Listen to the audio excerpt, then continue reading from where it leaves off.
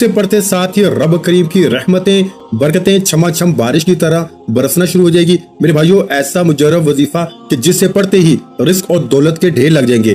آج اگر اپنی زندگی کو کامیاب بنانا چاہتے ہو تو اس وظیفے کو کسی صورت مت چھوڑنا۔ اگر کوئی یہ وظیفہ جمعہ رات کے دن پڑھتا ہے، اپنی پسند کا نصیب اور تقدیر لکھوانا چاہتا ہے، اپنے گھر کے حالات کو بہتر بنانا چاہتا ہے، اپنی نسلوں کو آباد دیکھنا چاہتا ہے، بند کاروبار میں ترقی عروج کامیابیاں چاہتا ہے، تو آپ میں سے کوئی قرض دار ہے، کروڑوں کا قرض میں مبتلا ہے، قرض سے نجات کے لیے پڑھ لے۔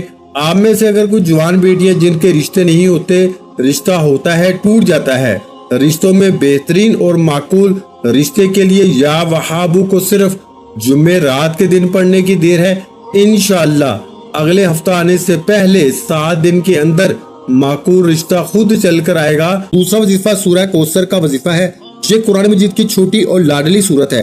اس سورت کو مشکل کشا عمل بھی کہا جاتا ہے۔ اس سورت کو رزق اور دولت کا مقناطیس بھی کہا جاتا ہے، یعنی کہ جب کوئی بندہ اپنی غربت میں، تنگ دستی میں اپنے گھر کے حالات کو بہتر بنانے کے لیے سورہ کوثر کو پڑھنا شروع کرتا ہے تو سورہ کوثر مقناطیس کی طرح رزق اور دولت کو کھینچ کے آپ کے گھر لے آتی ہے۔ بہنوں کے جن بیٹیوں کے شوہر ضدی ہیں، نافرمان ہیں، سورہ کوثر پڑھ کے دیکھیے گا، ضدی اور نافرمان شوہر تیر کی طرح سیدھے ہو جائیں گے۔ نبی کریم صلی اللہ علیہ وآلہ وسلم کی ذات مبارکہ پہ درود پاک پڑھنا ہے۔ آپ صلی اللہ علیہ محمد پڑھ لیں، آپ صلی اللہ علیہ وآلہ وسلم پڑھ لیں۔ یا وہابو ایک بار ہو گیا، یا وہابو 2 بار ہو گیا، یا وہابو 3 بار ہو گیا۔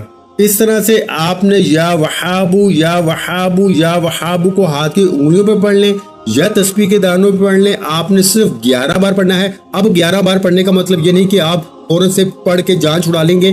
11 بار پڑھ لو، تھوڑا پڑھ لو، ستھرا پڑھ لو، اس یقین سے پڑھو کہ آپ یا وہابو پڑھ رہے ہیں، آپ کے مسائل کا خاتمہ ہو رہا ہے۔ اللہ والے فرماتے ہیں کہ جمعہ رات کے دن یہ 2 عمل بتائے گئے طریقے اور ترتیب سے یقین ایک عمل کے ساتھ پڑھ لو، آپ تو کیا آپ کے گھر کا بچہ ارب پتی بن جائے گا، آپ کی نسلیں آباد ہو جائیں گی، آپ ہر پریشانی سے نجات پا لیں گے۔ اللہ والو، سورہ کوثر کو صرف 10 بار پڑھتے دوران غیب سے اللہ کا کوئی ولی، کوئی فرشتہ رزق اور دولت لے کر آ جائے گا۔ آپ کے سامنے کوئی وسیلہ